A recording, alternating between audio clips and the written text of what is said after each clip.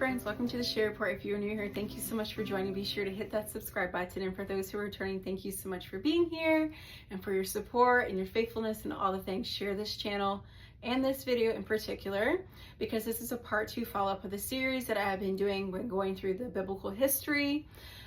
My intentions of starting this series was just kind of show you how there's always been a battle between good versus evil and how it all started in the very beginning. But there were some people who left some comments. I was like, okay, let's branch out a little bit further and talk about more things and deep dive into some things. So I'm actually thoroughly enjoying this. So I put another video together, which is the first one.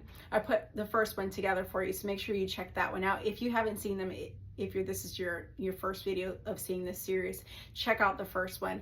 This is the second video in the series, and I'm enjoying this so far. So if you like it, give a thumbs up, leave some comments, questions, all the things. I'll be sure to answer them in future videos. So with that being said, I stopped with Cain and Abel talking about their life once they became adults, what became of Cain, what became of Abel.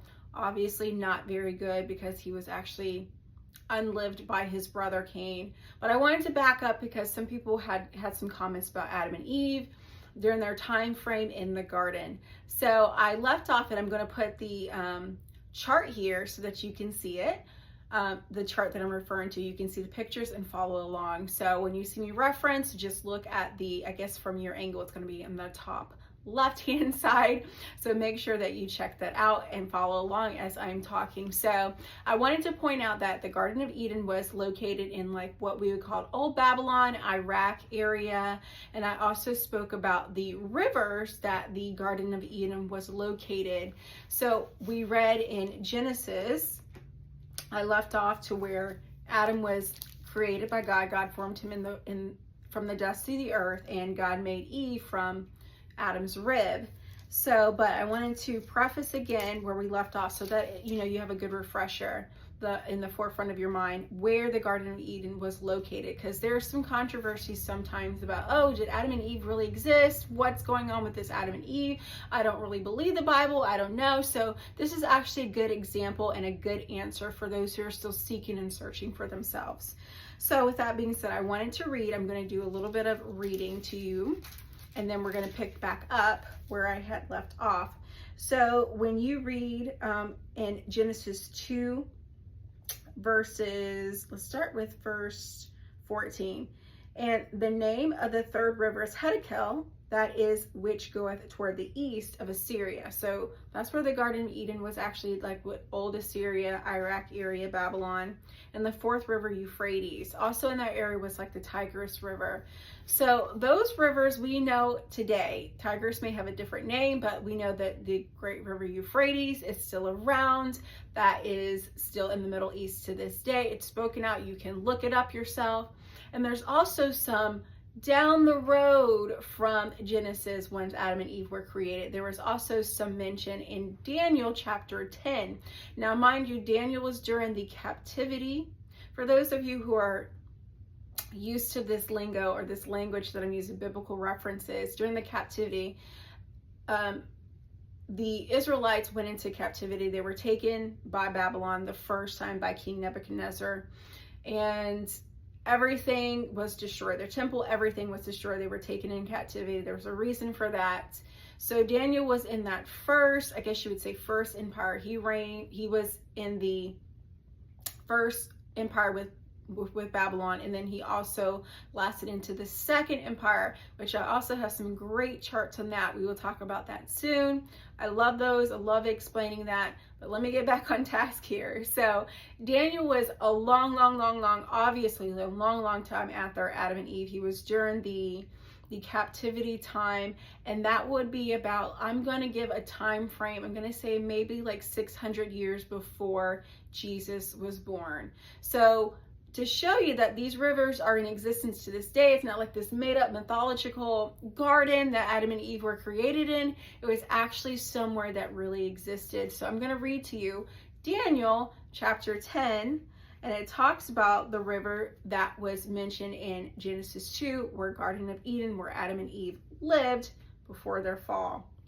So we're going to read in Daniel chapter 10, and it mentions in verse, okay, so in Daniel 10:4, it states, and in the 24th day of the first month, as I, Daniel speaking here, was by the side of the great river, which is Hiddekel. So he found his way back to where Adam and Eve were originally created and where they lived. So Adam and Eve was in the Garden of Eden, which was in the area of Babylon, with old name Babylon, Iraq area, also known as the Assyrians, as you can see on the chart.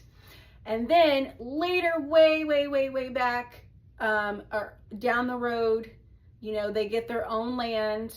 Israel gets their own land. God gives them the promised land.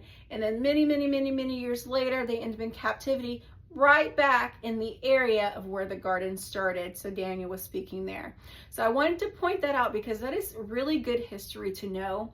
The geography, where Adam and Eve, or where the Garden of Eden was once located. So that I just love that and love sharing that because, like I said, there are a lot of people who are still searching. So that kind of gives you a great geographical location of where the Garden of Eden was located.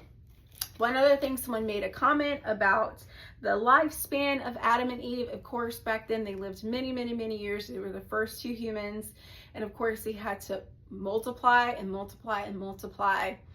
So one of the things that I wanted to point out, and I will probably leave it here because that's another thing that could take a little more time to explain because it's a lot to unpack, just about Adam and Eve.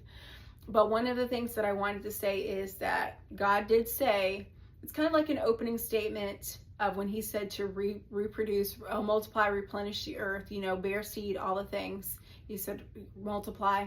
So it's kind of like the plan for them was to eventually have children.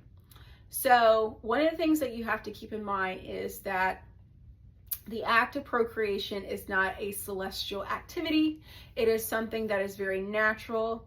And Adam and Eve, during their state before the fall, were like babies. Babies, they have no idea about reproducing or anything of that sort. They have a very innocent mind. And that's what mindset Adam and Eve were at that specific time before the fall, before they took part of the fruit, before Eve was deceived, before Adam was disobedient, and this whole turmoil that we all face to this day because of those two had started. Before all of that, they were innocent like babies. They didn't even know they were naked. Babies, they can walk around and they did not feel embarrassed. But once their eyes and their conscience was awakened, they're like, oh no, we need to put some clothes on. We need to cover ourselves up. That's when the knowledge of, oh, we can reproduce now, that's when that had started. So they lived many years. I'm going to say approximately 100 years in the garden in paradise without sin and innocency and just pure bliss, not knowing any sin, not knowing any wrong, not having their conscience unlocked to know good versus evil for approximately 100 years. And there is a specific reason why I say that. So I'm going to read that to you. I'm going to leave you with that thought. Leave in the comments some questions, what you're thinking, if you're curious or want to know a little bit more or want me to touch on another subject. But I'm going to leave a verse with you to kind of back up the reason how I give the explanation of Adam and Eve lived in the garden for about 100 years, approximately, or I should say basically, Adam lived in the garden because Adam was created first. They both lived in the garden for a long period of time before they start the procreation cycle.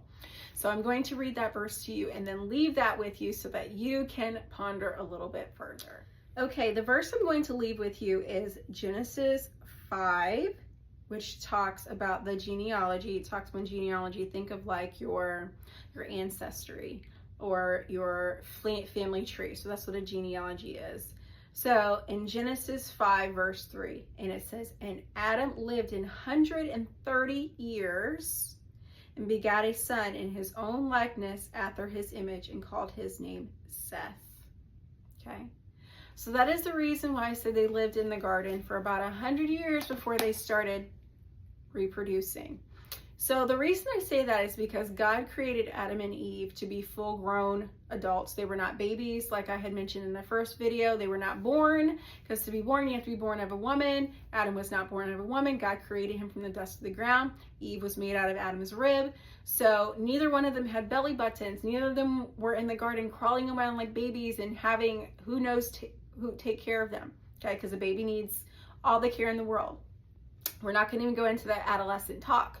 But what I'm saying is God created them to be full-grown adults. So about the age of 30. So think of when Jesus came and started his ministry, he was about the age of 30 years old.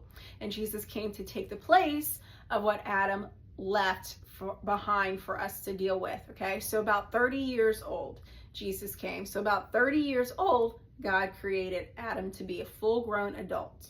Okay, so when we read Genesis 5, what I just read, the genealogy, when Adam and Eve started procreating, Adam was about 130 years old. He was 130 years old when he bears Seth. So Seth was a replacement for Abel. So just to kind of give you a time frame, about 100 years, okay, just about 100 years. So they lived in pure bliss. Their conscience was like innocent, knew nothing for about 100 years. And then once the fall came, that's when they started reproducing. So I know that's a lot to unpack. I know you guys are going to be leaving some questions and some comments in the comment section, which I love. I will read them and recap and come back and all the things. So let me know what you think. If you're loving this series, I can't wait to be back with another one. And be sure to share, subscribe for those who are Bible lovers and love to study and love to learn more. And if you have any questions, thank you so much for joining this video and watching the video and everything. And see you in the next video. See you soon.